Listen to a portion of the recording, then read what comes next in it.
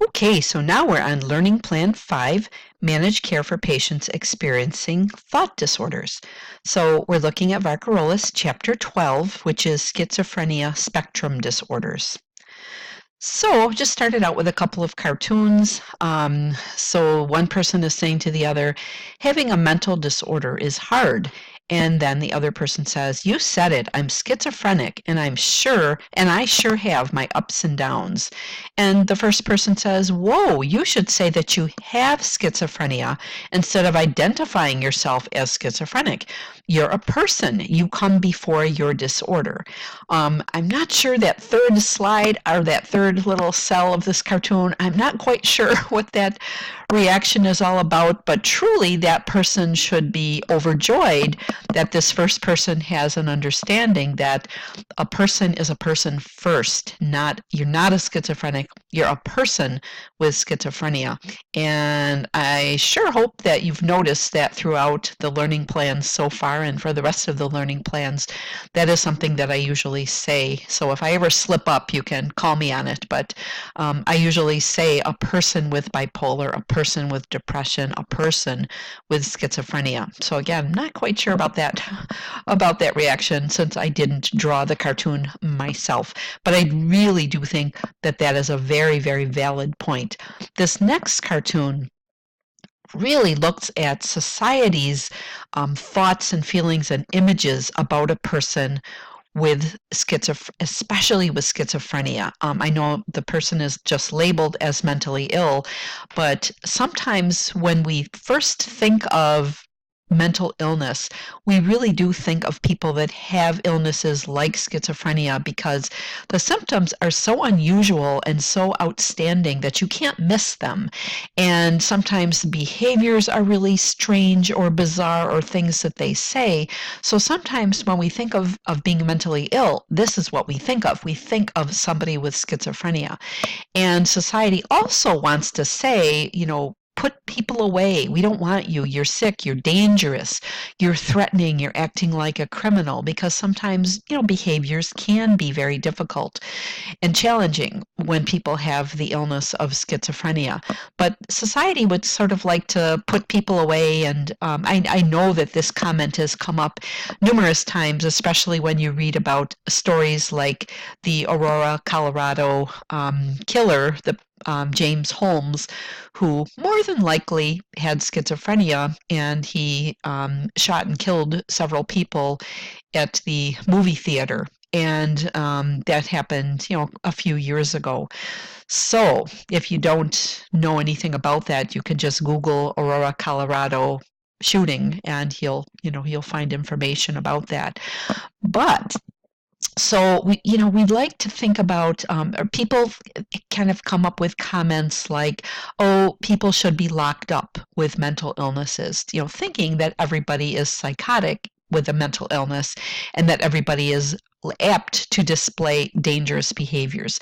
So truly, that is not realistic when we're thinking about people with mental illnesses. And actually, it's not even realistic when we're thinking of people with schizophrenia because people with schizophrenia are statistically shown to be more likely to be a victim of violence rather than a perpetrator. But honestly, we can come up with examples. James Holmes is a perfect example of somebody that has schizophrenia that committed murder. And of course, there are other people also. I have an article at my desk at LTC that describes a young African-American female who was recently diagnosed with schizophrenia in probably like 6 months to a year time span, who ended up killing her 3 small children. She lives in the San Francisco area, and the voices were telling her to throw her children into the San Francisco Bay, and she did. She did what the voices told her to do.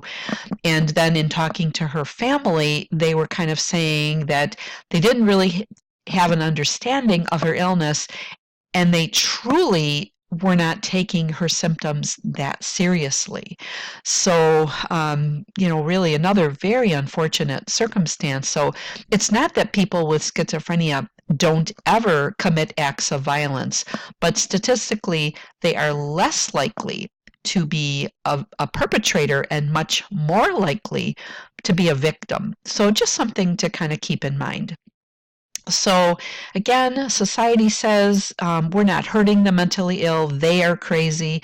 So we always want to put, our society kind of wants to put people into a category, lump them all like into one place, like it's them over there and the rest of us over here. But just always remember that continuum.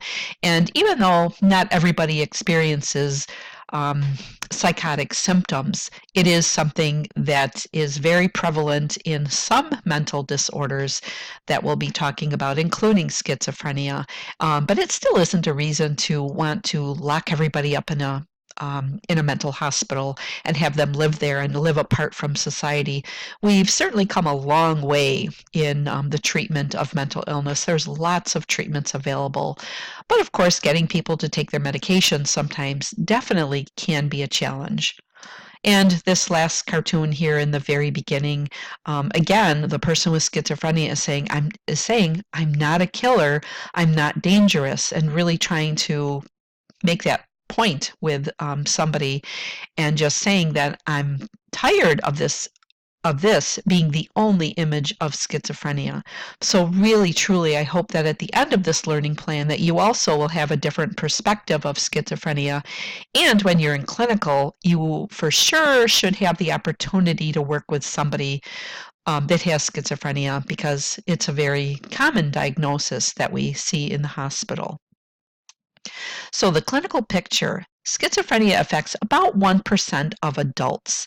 It is characterized by psychosis. So psychosis basically is kind of an umbrella term, and then the three components of that underneath it are altered cognition, so problems with thinking and learning, perception, um, which basically has to do with hallucinations, delusions, things like that, and reality testing. So reality testing is that ability to know what's real and what's not real. And when you have an illness like schizophrenia, you lose that ability to determine what's real and what's not real. So that's kind of what psychosis is in a nutshell. And about 75% of people that have schizophrenia develops gradually, usually, presenting at about 15 to 25 years of age. So usually late teens, early 20s is kind of the ballpark years that people develop schizophrenia. So 75%, so quite a few develop in that age range. You can have child onset and you can have late onset, but those are more rare. And I think your book also talks about the onset for women can actually be a little bit later than the 15 to 25 years. It's males most of the time are usually in that late teen to early 20 age range. And psychosis in itself, so again, the symptoms of having altered thinking, perceptions, and reality testing, psychosis can occur in depression and bipolar disorder and in some anxiety disorders. So that's maybe what makes some of these, for the physicians, makes some of these diagnoses difficult to differentiate from one another. So especially schizophrenia and bipolar seem to get confused quite a bit, and sometimes people don't have an accurate diagnosis for that reason because the crossover of some of the symptoms. So so depression, you can have a major depressive episode with psychotic features. And so they can have some delusions and possibly even some hallucinations, usually voices. So voices telling them things that are very negative, more so than having visual hallucinations. So you can have, again, psychosis that can occur in depression. And I've actually seen some people with psychotic depression, and I've seen women with postpartum depression that also have psychotic features. So we do have to think about psychosis as occurring in other diagnoses. And definitely people that have bipolar can have delusions and hallucinations. And in some anxiety disorders, the anxiety can become so severe that that person also makes a break with reality. So the highlights in that DSM-5, which we use for the medical diagnosis of schizophrenia, So the highlights are having 2 or more of the following symptoms for a significant portion of time in a 1-month period. Delusions, hallucinations, disorganized speech, gross disorganization of behavior or catatonia, negative symptoms, which is we'll get into some of these a little bit more later in this presentation. Diminished emotional expression or avolition, and again we'll talk about that again, and some kind of functional impairment.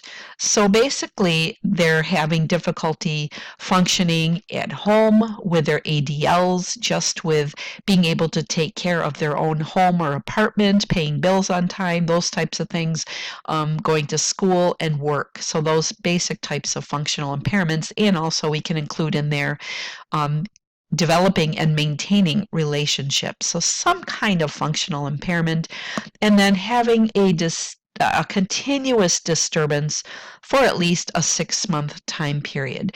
And the reason the time frame is in there is because there are a few other, in the very beginning of that chapter on page 192, there are a few other disorders, and some of those can be kind of brief. There's something called like brief psychotic disorder. So it's like a sudden onset, and then people usually return to their normal level of functioning.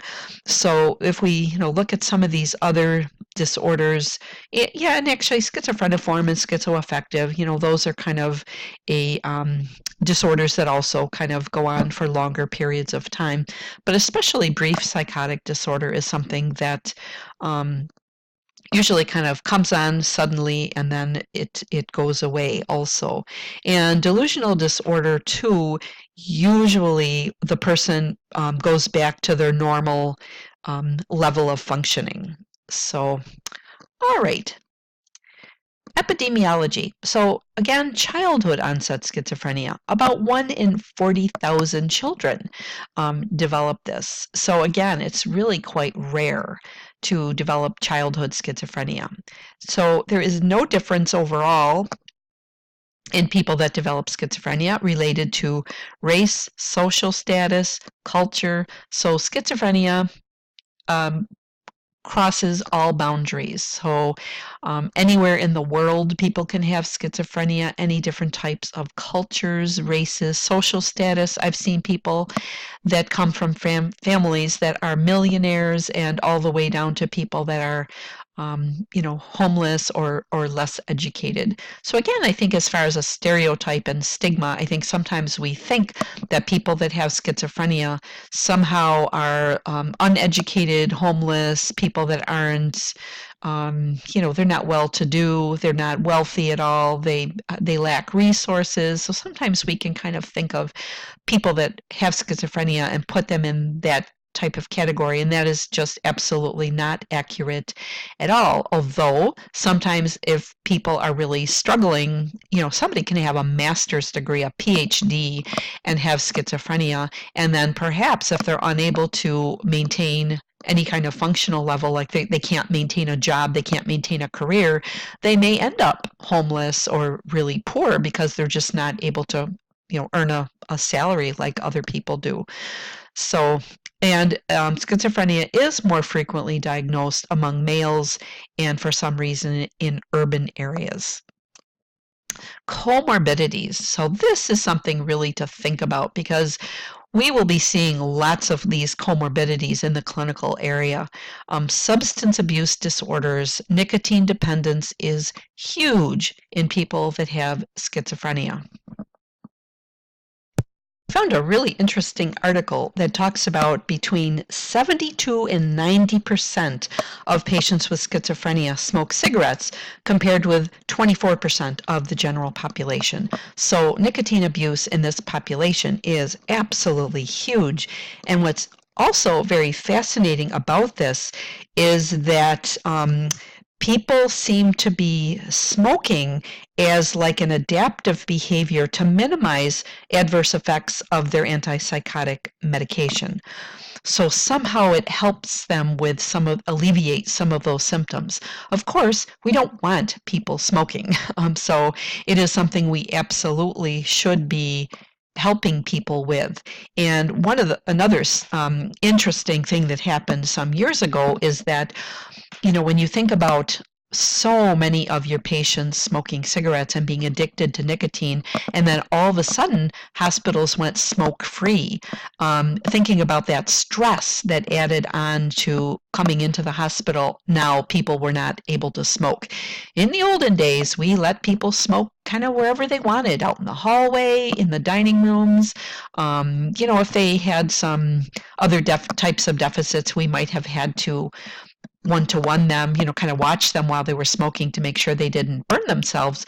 But my goodness, smoking was rampant on a mental health unit. And even on 1K years ago, 20 some years ago, when I was working there as a casual employee, we actually had a smoking room on the unit that included an electronic cigarette lighter, so that there was no need for matches or people to have individual lighters.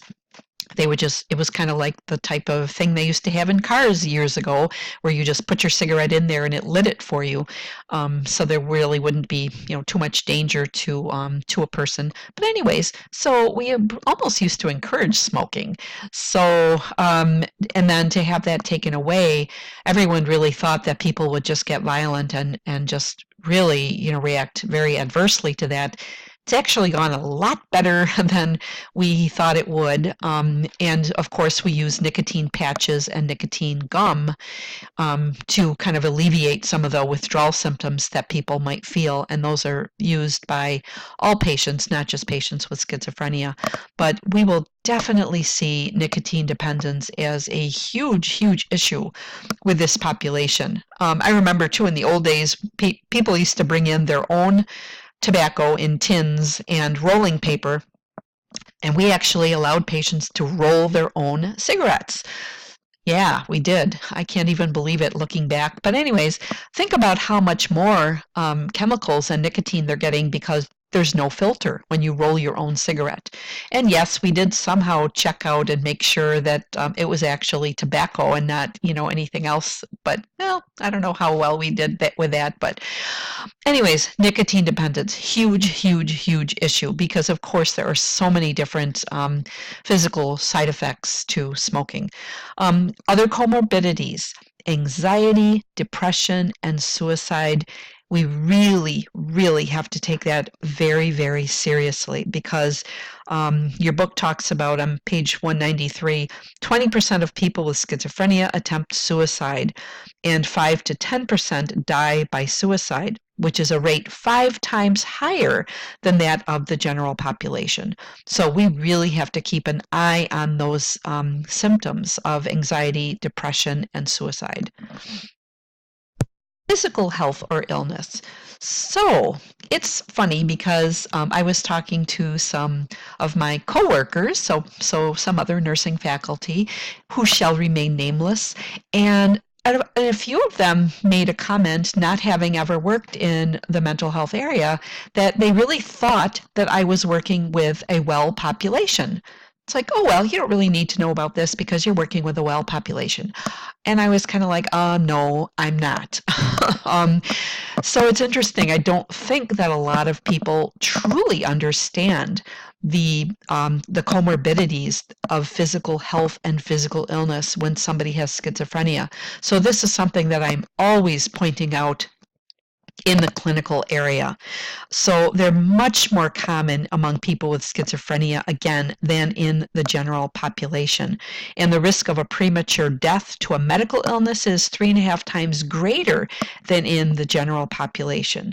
So, and your book also says that people with schizophrenia die more than 20 years prematurely. So they're at really high risk for poor health maintenance, poor nutrition, substance use. And actually, I know I really talked more about the nicotine, but actually people do use other substances too.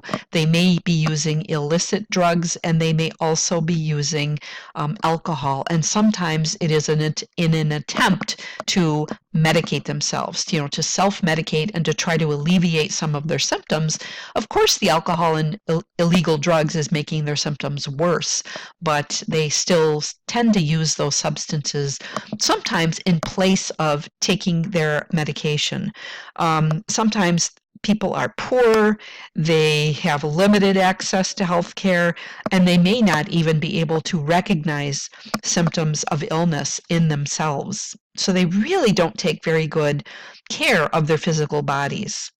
Another thing your book kind of talks about at the top of page 194, which I'm glad that they have in here, is that sometimes people with schizophrenia don't get good quality health care because of the stigma, and they go to the emergency room and say they have chest pain, and somebody sees the diagnosis of schizophrenia and maybe just assumes that it's all in their head, they're making it up, they don't take them seriously, or perhaps the patient even has trouble really communicating and articulating what's wrong, what their symptoms are. So that can actually get in the way of them even getting good health care.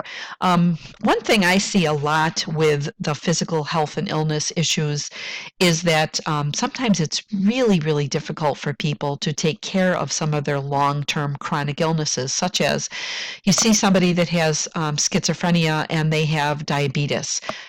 Diabetes is hard enough sometimes for people to manage, and then you throw having schizophrenia on top of that, and it makes it so difficult for them to take their medications, check their blood sugar, and be doing all the healthy things, healthy eating, exercise, all the things that we're encouraging all patients to do to take care of their diabetes.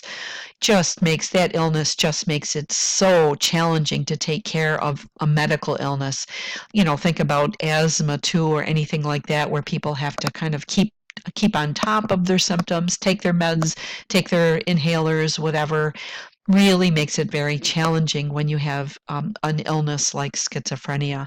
The other thing that I always point out to students in clinical is that I'll always say things like, look at that person's teeth. And I kind of get the look like, what in the world is she talking about? But I'll say it, anytime I see somebody, I'll notice somebody who has no teeth or their teeth are rotting out of their mouth because of their schizophrenia.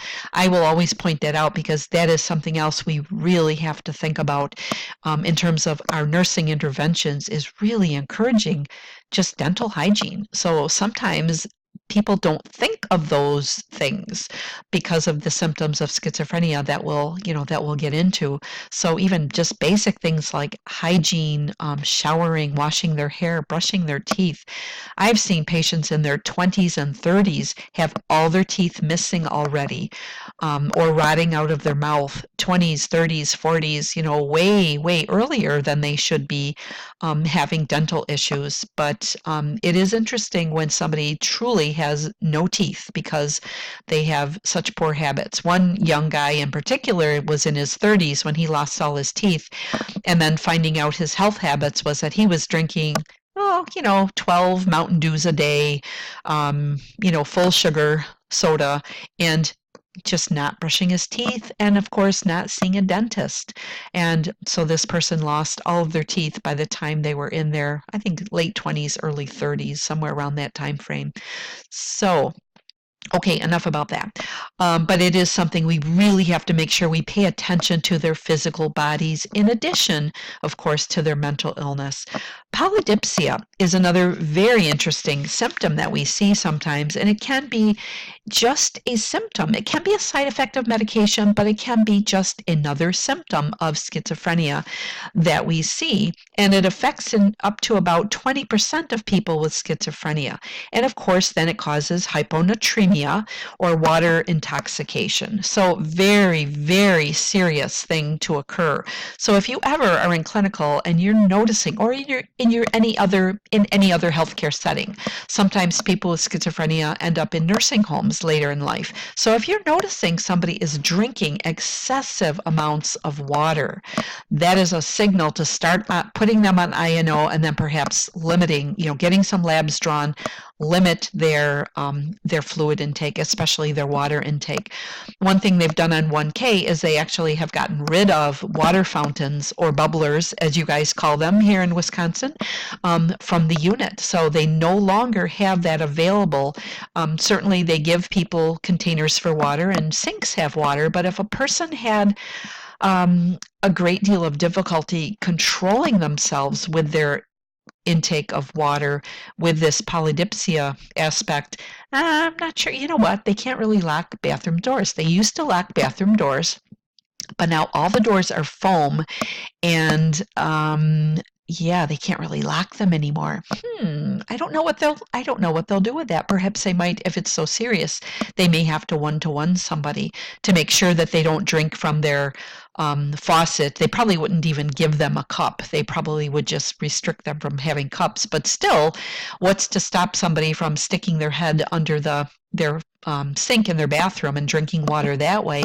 Or in desperate situations, people have put their head in their toilet and drink water out of the toilet. So, yeah, that could be a very challenging thing with the new doors that are on the unit. So, causative factors. You might think, what exactly causes schizophrenia? And, there's a lot of theories, but there are some things that are maybe a little bit more concrete.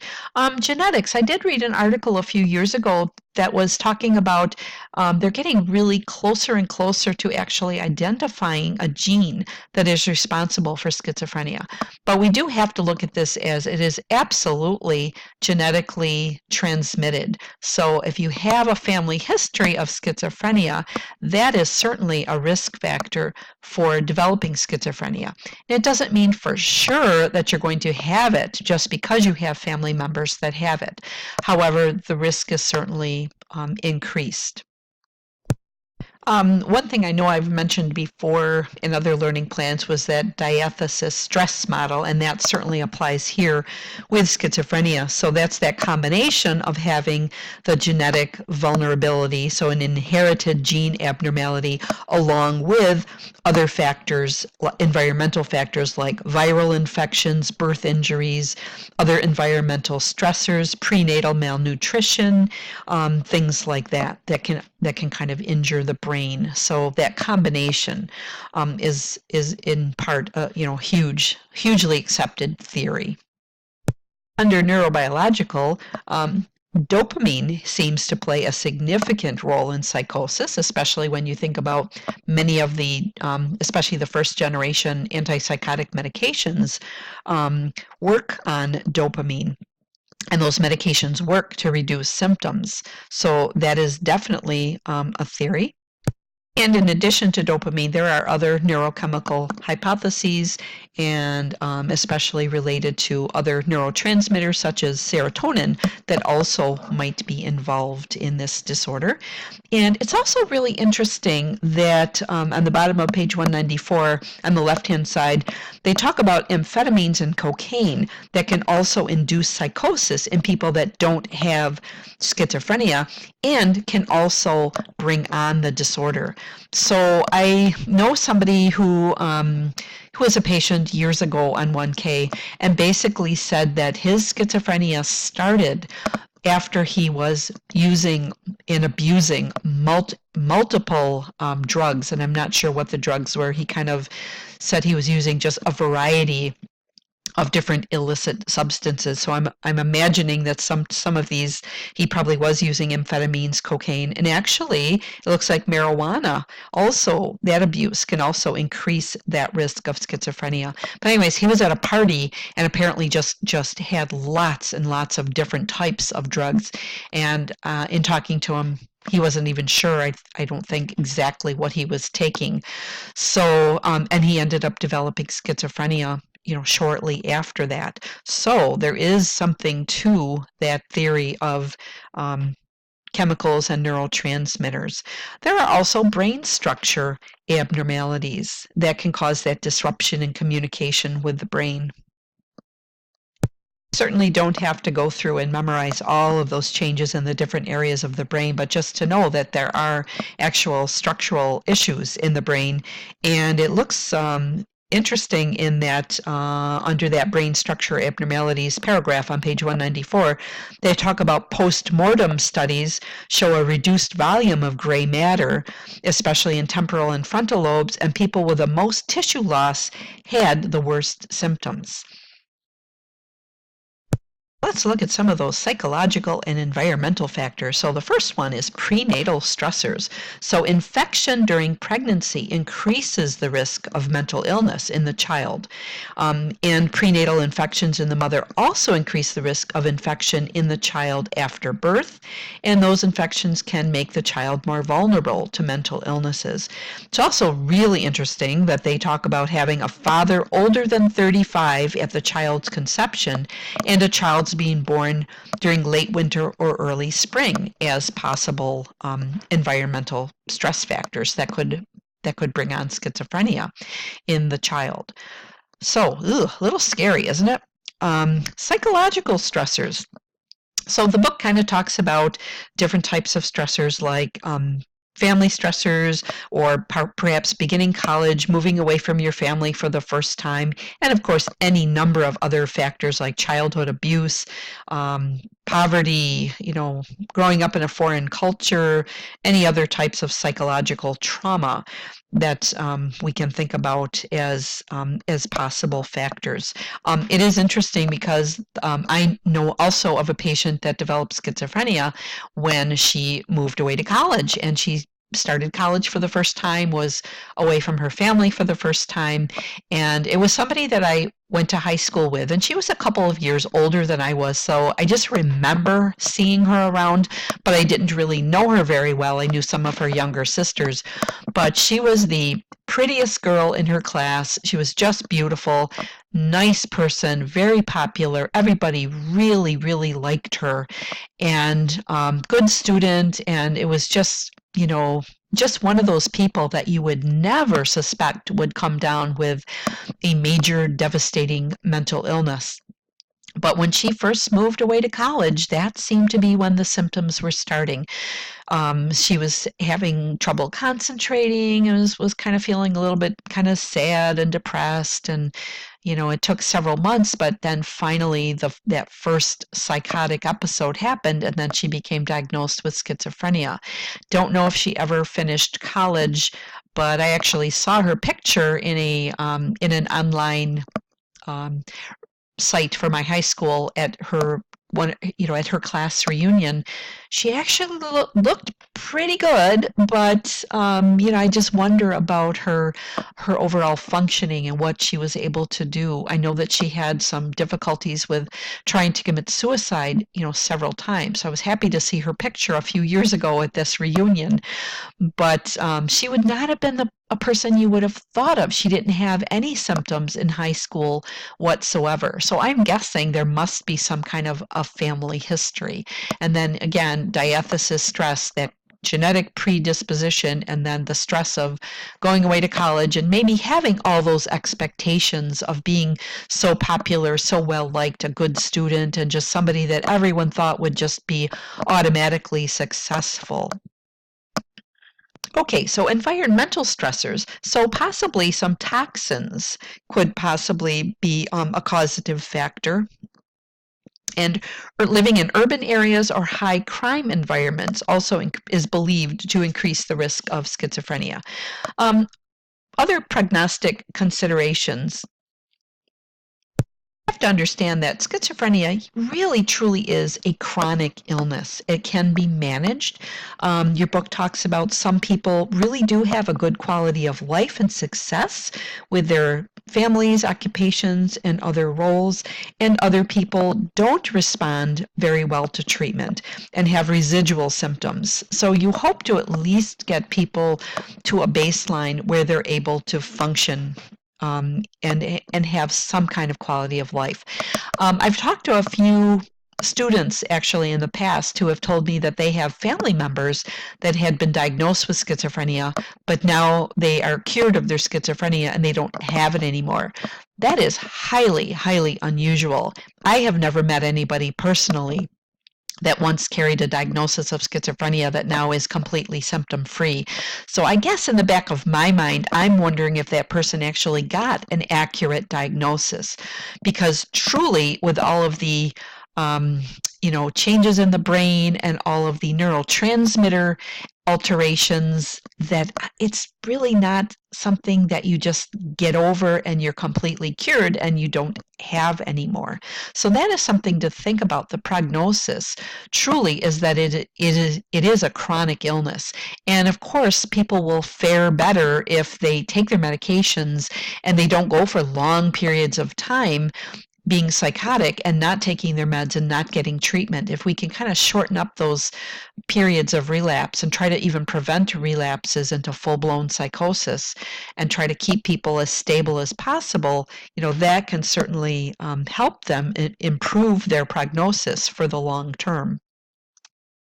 So another little comic, and this basically just kind of summarizes some of the causes that we talked about. So some genetic, structural changes in the brain, drug use, and a lot of those environmental risks. Now, I'm just realizing in looking at this kind of closely that underneath genetic, structural changes in the brain, drug use, environmental risk, it looks like whatever is written is in a different language. So I guess don't worry about that. It's just a little bit of a little bit of a summary of what we were just talking about. So anyways, a little case study. Eric, 18, has always been a good student. Now, however, in his second semester of college, he begins for the first time in his life to have trouble concentrating. When his family doesn't hear from Eric, they contact the school only to discover that his roommate says Eric is talking weird.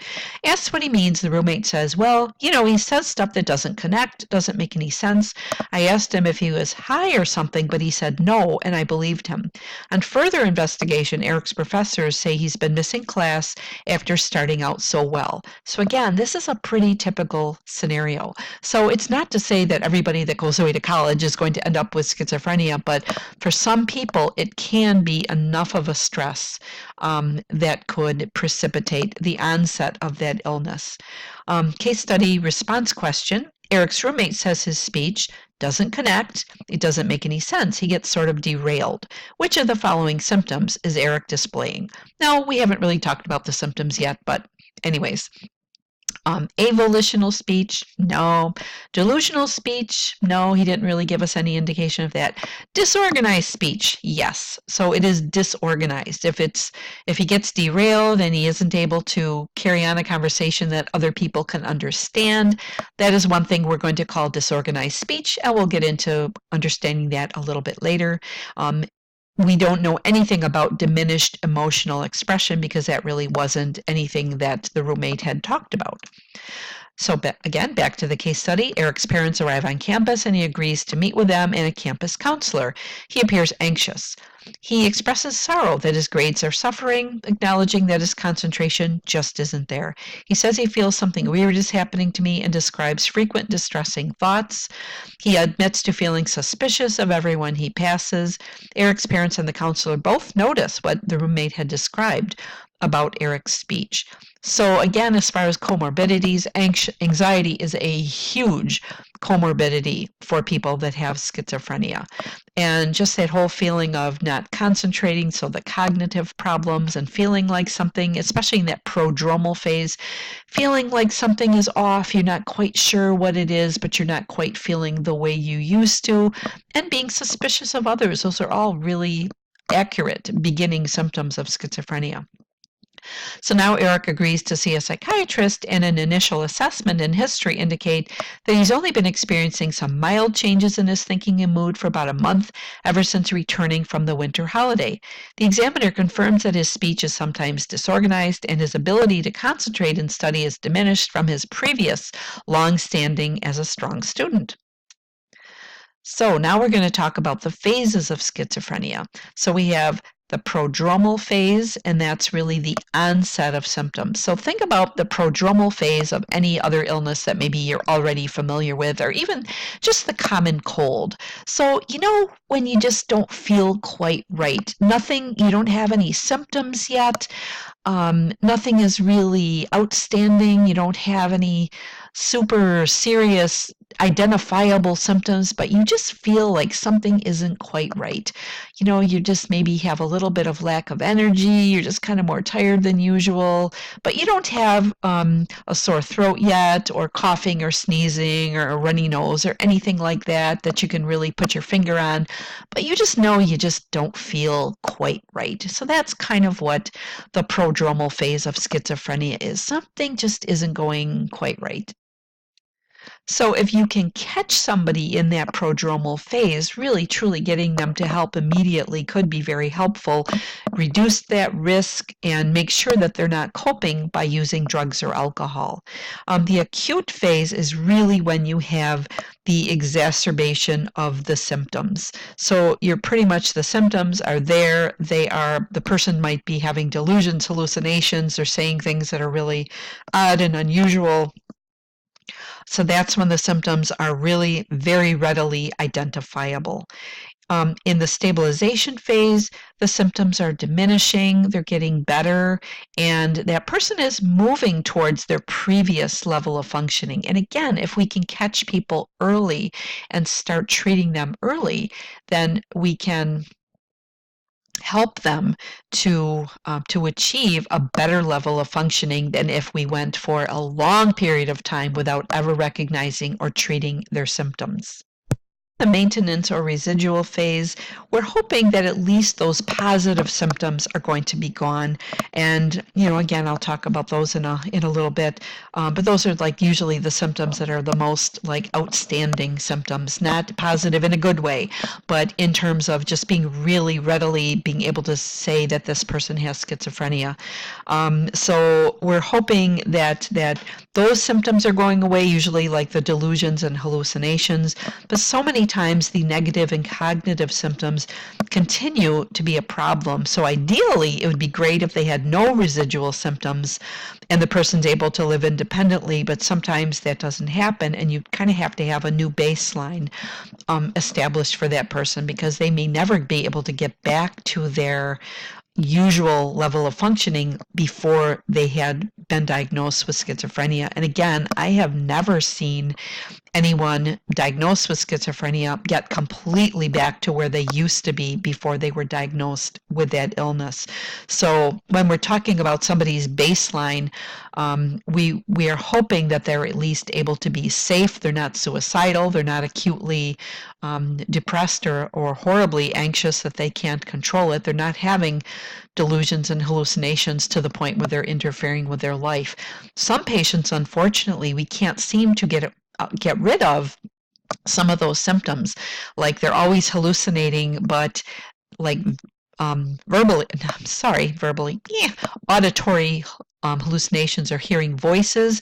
But if we can get to the voices, sometimes the voices can be, again, on a continuum. They might be at a 10 where the voices are screaming and they're loud and they're commanding and they're just overtaking the person, all the way down to a 1 where maybe they're just at a bare whisper and they can't even tell what the voices are saying anymore.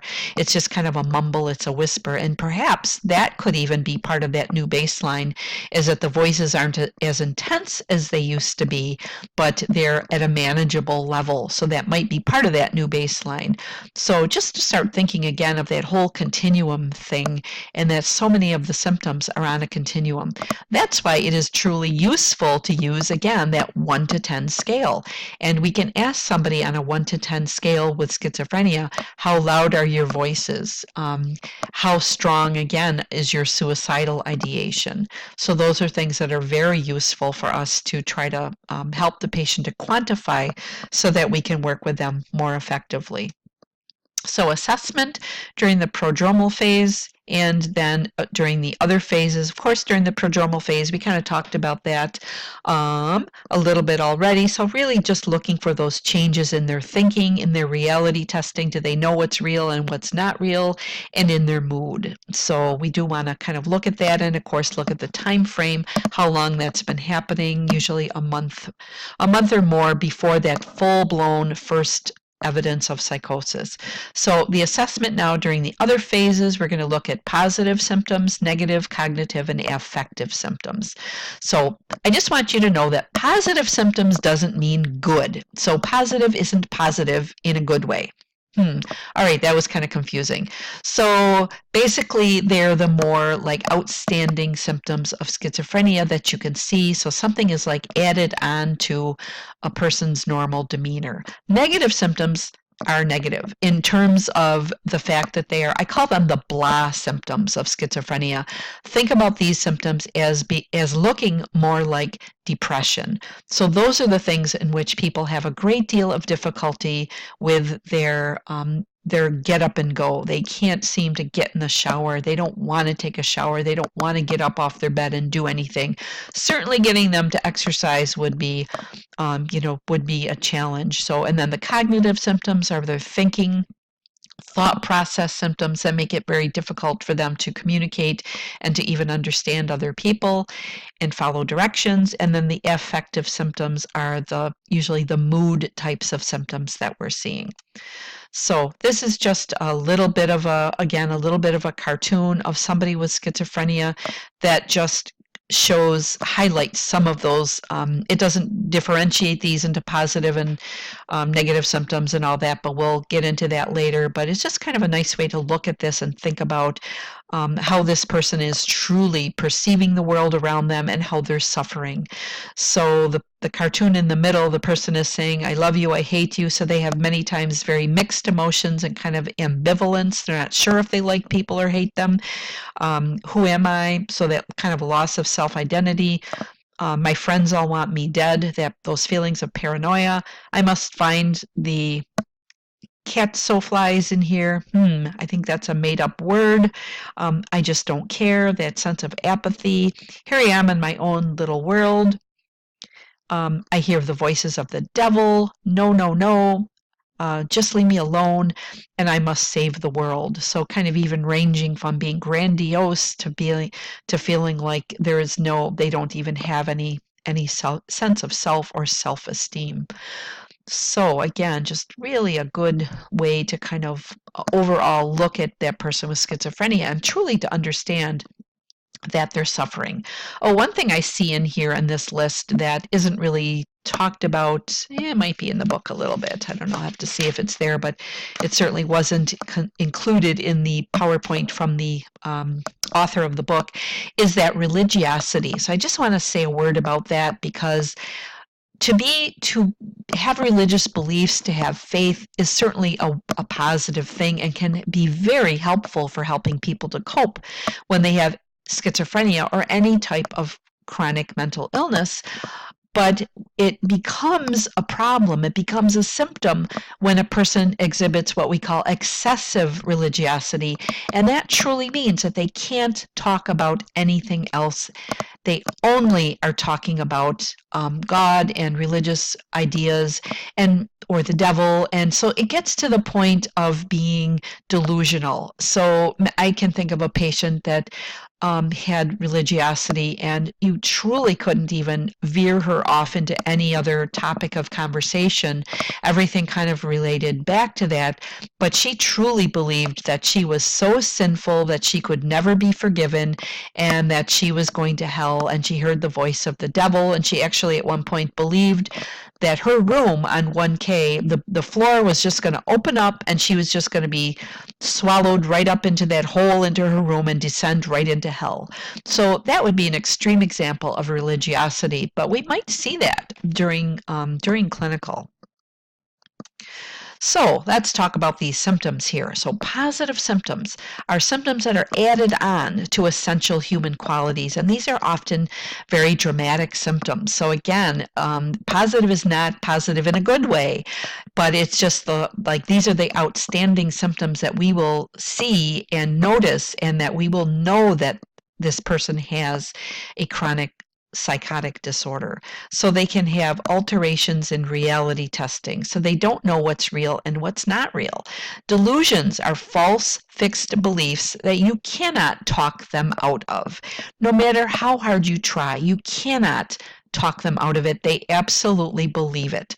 An example would be in clinical. A few years ago, we saw a patient that truly believed that he was up in outer space in a spaceship for a couple of weeks, and that this truly happened to him. He really believed that happened. Of course, it wasn't anything based in reality, right? We can't just get into a spacecraft and go circle around. And he was talking about the planets that he saw and the stars and things like that. Not real. It just couldn't have even happened. So many times the delusions that we see in schizophrenia are really so bizarre that they couldn't even be possibly founded in reality. I just found a very nice table on page 198, types of delusions. So, you don't need to memorize types of delusions, but you'll definitely be seeing these in clinical, at least some of them. Persecutory is very common, so believing you're being singled out for harm, somebody is trying to hurt you, kill you, believing food is poisoned, things like that. So really, if somebody had that, we would give them prepackaged food. We would not be giving them a regular hospital tray, because if they really think they're being poisoned, they're not going to eat the tray that just comes, food served on a plate that somebody could potentially have tampered with. So really, our interventions, it's kind of interesting and challenging to work with people with schizophrenia sometimes that have these types of delusions, because we really want to work around those delusions and help them to be safe and comfortable. But until their medications kick in, we want to make sure that they're eating and drinking appropriately. So that is something that's very challenging, is when people have persecutory delusions, but they're actually quite common. Referential, we also call that ideas of reference. I think I mentioned that on a later slide. That's just a belief that something has no connection to you are somehow related to you, such as people think that they're getting messages usually from the radio or television. So that person on the television screen is speaking directly to me, or it relates to me and my life. All kinds. Grandiose, believing they're very special or powerful, things like that. Erotomania, I really don't see that one very much. Nihilistic, somatic, I see those a lot. Believing the body is changing in unusual ways. So like the example I give in your book, somebody says their heart is dead and that it's rotting away. I actually saw a really interesting somatic delusion in a patient once who believed that he took a lot of drugs at one point in his life. And it's a different guy than the other person I was telling you about. But anyways, this guy had, he thought that the drugs that he took were in his lower legs. And if you looked at his lower legs, he had probably the worst varicose veins I have ever seen in any patient, especially in a male patient. And he wasn't really that old. He was maybe in his 40s or something, 30s or 40s. But anyways, he had huge bulging varicose veins, and he believed that the drugs that he took when he was younger were still sitting in his veins, just sitting there. And that's what accounted for all the bulging. Well, he didn't realize those were actually varicose veins caused by a different problem, but you could not talk him out of it. And actually what he did to try to get rid of the drugs and get rid of the bulges in his legs was he drank bleach, and I think he drank something else. It was a long time ago, so I don't remember exactly, but I do remember that he drank bleach to try to wash them out of his body. And of course ended up in the hospital, and he ended up physically being okay from that, but that just gives you a really good example too of how people respond to their delusions sometimes. So anyways, that's just all I want to say about that. Alterations in speech. There's a lot of different alterations in speech that we can think about, and we're going to go through some of those in more detail in another slide. And then concrete thinking is that inability to think abstractly. So if you think about young children sometimes have an inability to understand things in an abstract way, that they're very concrete. So An example with communicating with somebody that has schizophrenia, if you ask them, how did you get to the hospital? And you're thinking in your mind, the question you're wanting answered is like, what circumstances brought you to the hospital? Or if you say, what brought you to the hospital? You're thinking they're going to say, oh, I stopped taking my medications, or the voices started getting really bad. But they're going to say, I took a bus, or a friend dropped me off, I rode my bicycle.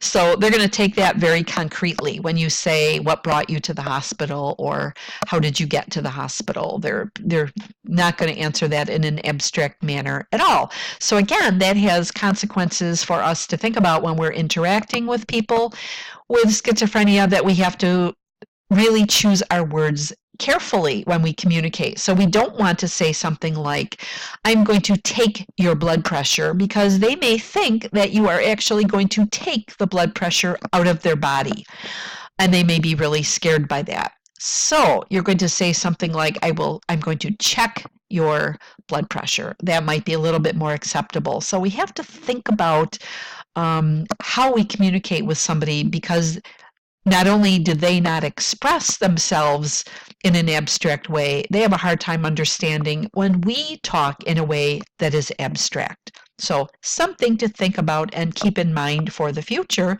especially during clinical.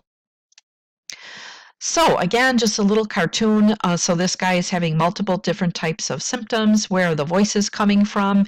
I saw elephants under my bed, so he's having auditory and visual hallucinations. Maybe I am Jesus. He's having kind of a delusion of grandeur. The radio told me to free all the zoo animals, so he's having ideas of reference.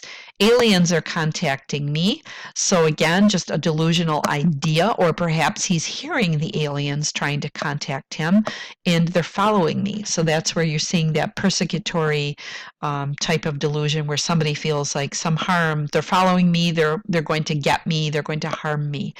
So okay, so let's talk about those alterations in speech. So there's a lot of different types of definitions here that you may or may not be familiar with. So I'm going to go through those and try to give you some examples. And again, it'll be much more clear when you work with somebody that has schizophrenia. Maybe some of you have had that opportunity already, but if you haven't, I'm hoping that you'll have some opportunity in clinical. So loose associations. So the worst form of loose associations is called word salad, and that is just a complete jumble of words that is completely meaningless to a listener. So it's like putting a bunch of words into a salad bowl and just mixing them up. Like, you know how you toss a salad, you take your tongs and you just kind of mix everything up, and that's kind of what the words come out like. You just truly cannot make heads or tails out of what they're saying. The less extreme form would just be having a loose association and just kind of talking about something and then kind of randomly talking about something else that might be a little bit associated, but you're struggling with trying to understand what they're saying, and where are they quite going with this? So they still are very hard to follow when they have that loose association.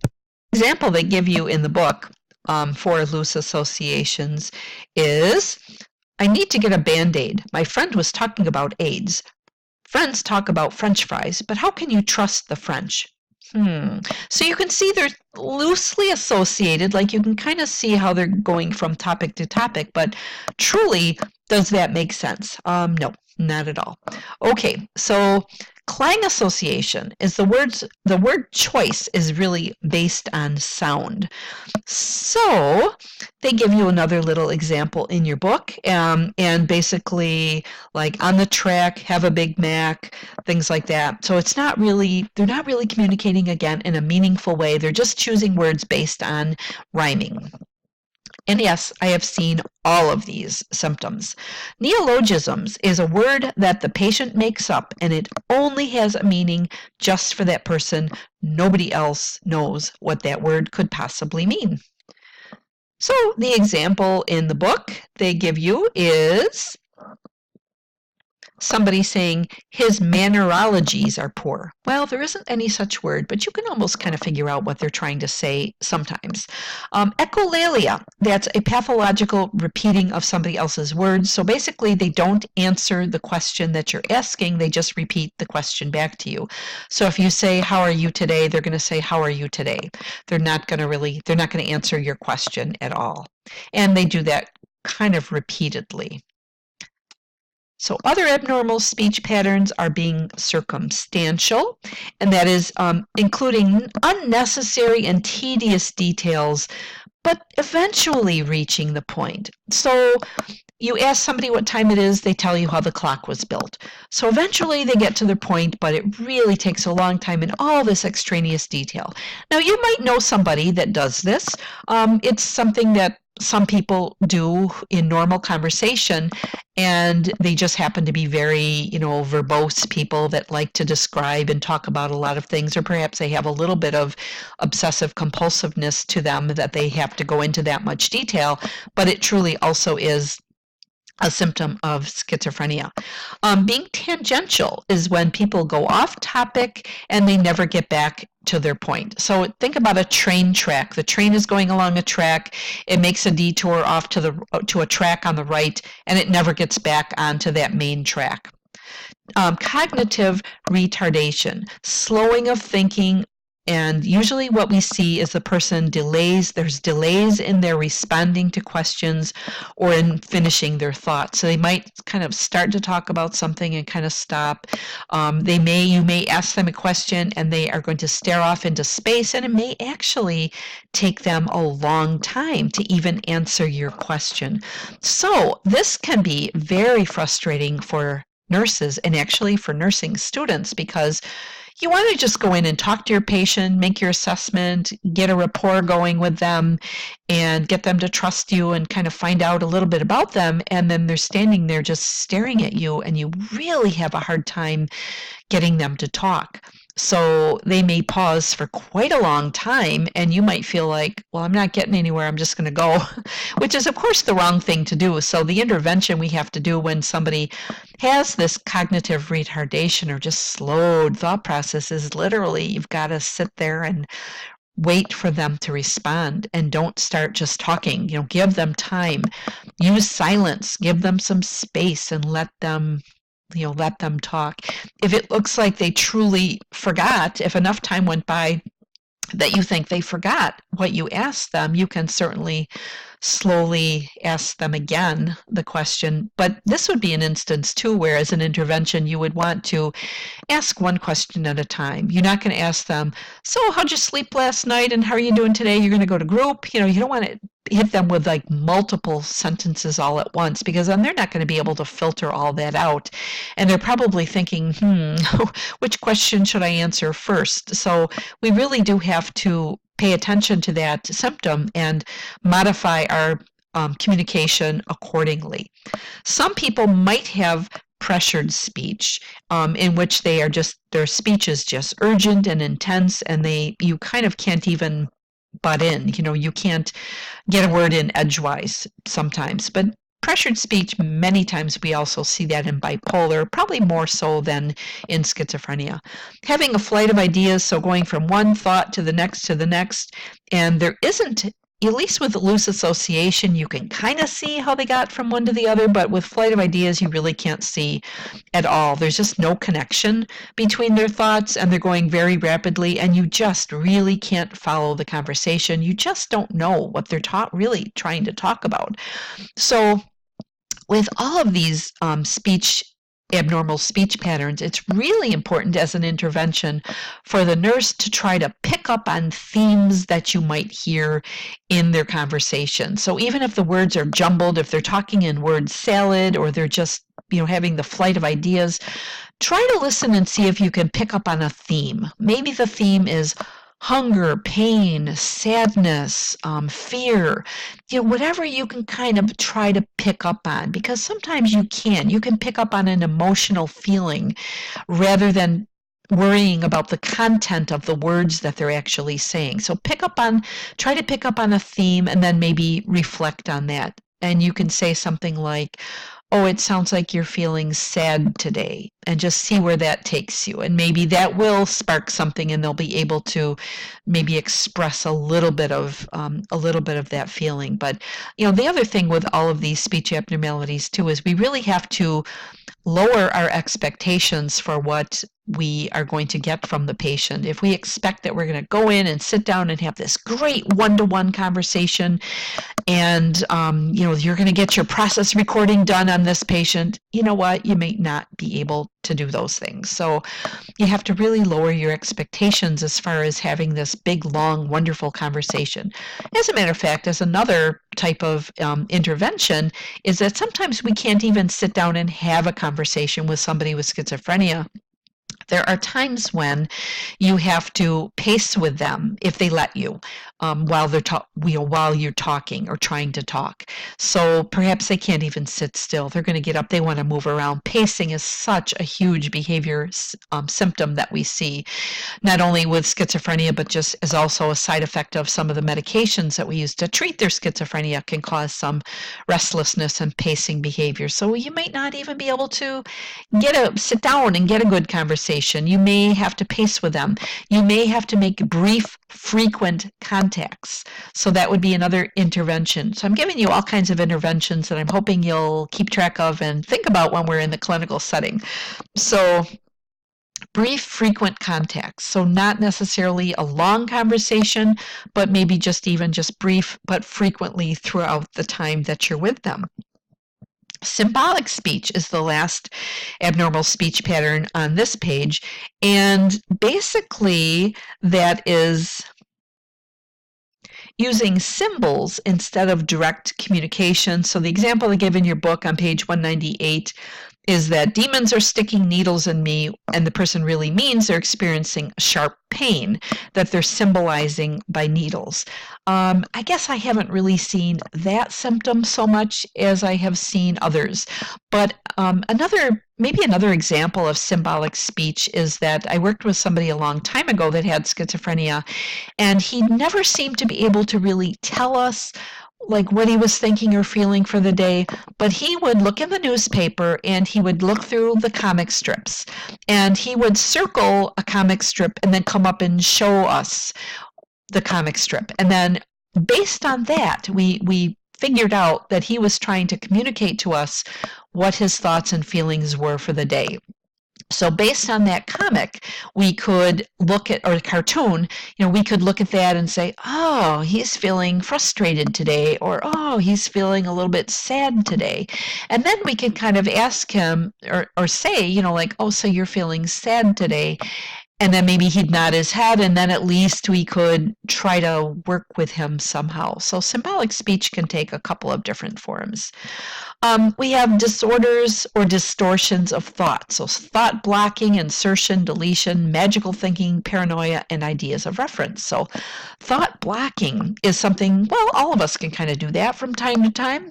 You're starting to talk about something and all of a sudden you're like, oh, shoot, what was I saying? I completely forgot what I was talking about. And, I do that in class sometimes, and maybe even sometimes when I'm recording lectures. But thought blocking in somebody with schizophrenia is really, really quite pronounced, to the point where they stop what they're talking about and they absolutely can't remember and start their conversation up again, even if you cue them, even if you say, oh, you were just telling me about your dog. It's lost. It's gone. They can't bring it back. So, and then they do it repeatedly. You ask them a question, they start talking, and they stop, and they blankly stare. Sometimes a hallucination could be causing that, but I've just seen it as a standalone symptom, not as a result of hallucinations, that person just stops talking, they block, they can't recall what they were talking about. Thought insertion and deletion are things I haven't seen all that frequently, but I have seen a few times. So thought insertion is that you think that somebody is putting thoughts into your brain. Thought deletion is that somebody is taking thoughts out of your brain. Magical thinking, I know we talked about that before, maybe in, I don't know, one of the other learning plans. But that's just thinking that thoughts or actions of affect others, and things like wearing pajamas inside out to make it snow, or the other ideas of references like if I shut the blinds in my classroom, then the sun will stop shining. So that's kind of what magical thinking is. And again, it can be normal in young children, but it certainly is an abnormal symptom and a positive symptom of schizophrenia. So ideas of reference, again, I'm going to throw that back in, and we kind of, it's basically on that table on page 198 of types of delusions, but basically thinking that the television or the radio is sending you messages that are personally related to your life. So I'm just kind of throwing that back in here too. Okay, case study, audience response question. So getting back to Eric. During the assessment, Eric has trouble staying on topic, zipping rapidly from one thought to the next, making it hard to follow what he's trying to say. Which speech disturbance is he exhibiting? So based on what we just talked about, I'm hoping that you are picking C, flight of ideas. Okay, alterations in perception. So again, all part of psychosis.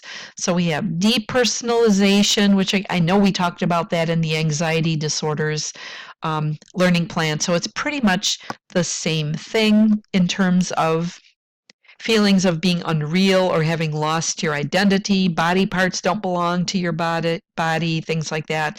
And then that derealization of feeling that the environment has changed. So things around you seem unfamiliar, strange, bigger or smaller, that type of thing. Hallucinations. So basically, the best way to remember what types of hallucinations there are is that they are the first 5 basically deal with our 5 senses, okay? So auditory, visual, olfactory, gustatory, and tactile. Command is a specific type of hallucination that we want to think about, and that is auditory, but not all auditory hallucinations are command. So when somebody has a command hallucination, the voice is telling them something specific to do. So that can be a problem. I remember one patient saying that they were having command hallucinations, and when they were driving, the voice would tell them whenever they were approaching a red light, the voice would say, go, go, go. So that person would actually go through red lights when they were driving because the voice told them to. So that's how powerful command hallucinations are. And I know that patients have had command hallucinations to kill themselves, and that they have actually died by suicide related to their command hallucination. So that is a symptom we really have to take very, very seriously and always assess for when somebody has auditory hallucinations. We always want to ask about the hallucinations, and we want to make sure that we ask if the voices are telling them to do something. So usually in clinical, I kind of go over this too, and I'll say, make sure you ask if the voices are telling them to hurt themselves, to hurt other people, and are they telling them to hurt the nurse? And you might think, oh my gosh, but yes, we want to know, because at least if we know that the voices are telling them to hurt themselves, then we are going to watch them very carefully for suicide and probably put them on a 1-to-1. If the voices are telling them to hurt other people, we want to know, is it specific people? And of course, as caregivers, we're at risk. So we want to know if the voice is saying, hurt your nurse, we want to know that so that we can get security up there and that we can do whatever we have to do, make sure we have interventions that are going to be helping to keep us all safe.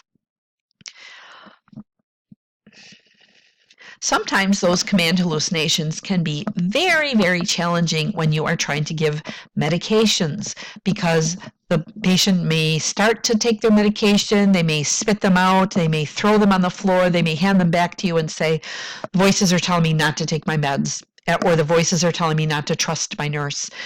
That makes it really challenging to try to get that person to take their medication, because you know that once they take their medication, on a steady basis, that those symptoms are going to go away, but they don't see it that way. They don't have that insight into their illness to realize they need to take their medication. So that makes MedPass kind of challenging. Okay, so auditory, voice hallucinations, visual, seeing things, and usually, honestly, auditory and visual, well, mostly auditory, um, when people have those types of hallucinations, they are not pleasant. They're not hearing voices telling them wonderful things like, oh, you're a great person, you have wonderful habits, you're beautiful. They're not telling you anything like that at all. They're usually very negative and sometimes like derogatory. So the voices may say, you're worthless, just go ahead and kill yourself.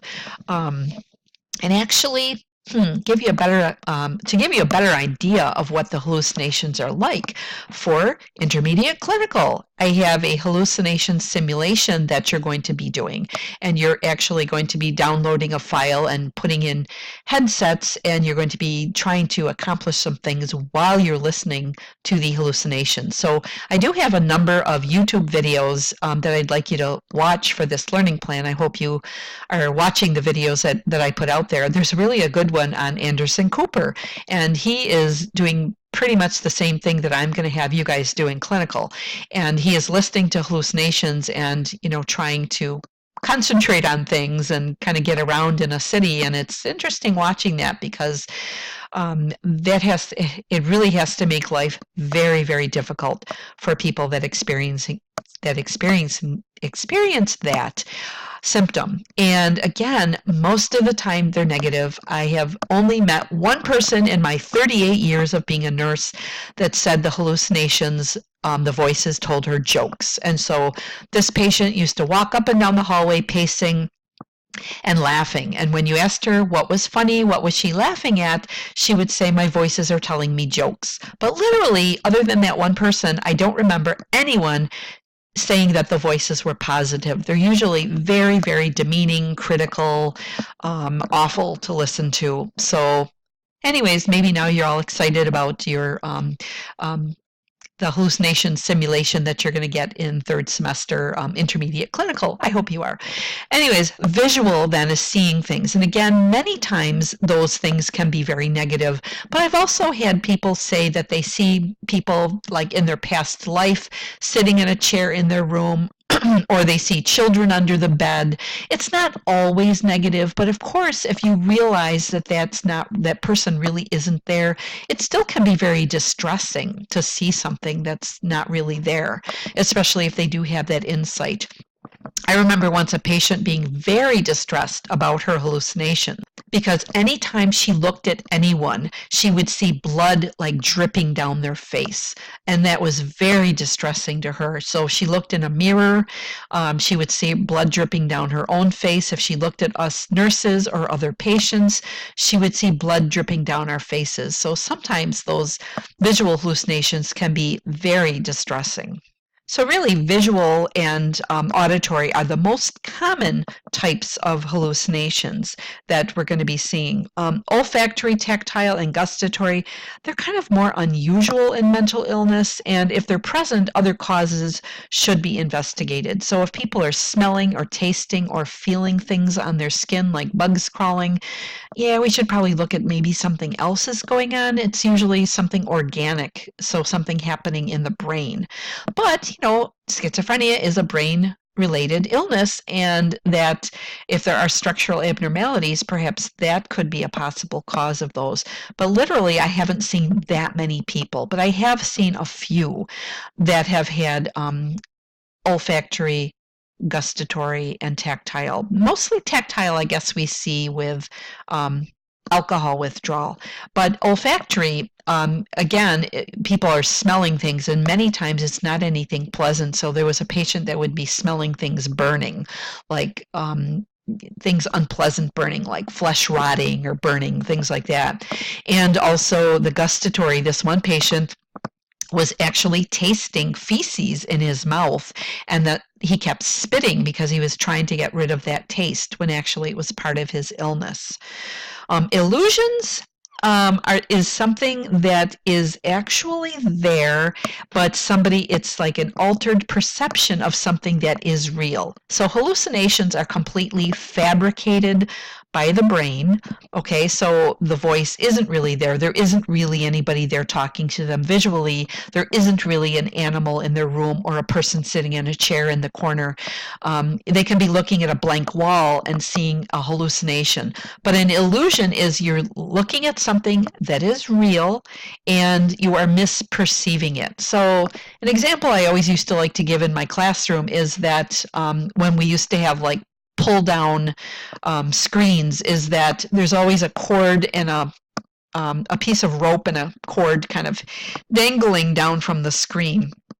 And so if I looked at that cord, I might think if I was having an illusion, I would see a snake rather than a cord. So there is something really there, but it's just I'm misperceiving it. So that's what an illusion is. Okay, so this recording is over an hour now, so I think I'm going to stop this one and start again in a little bit.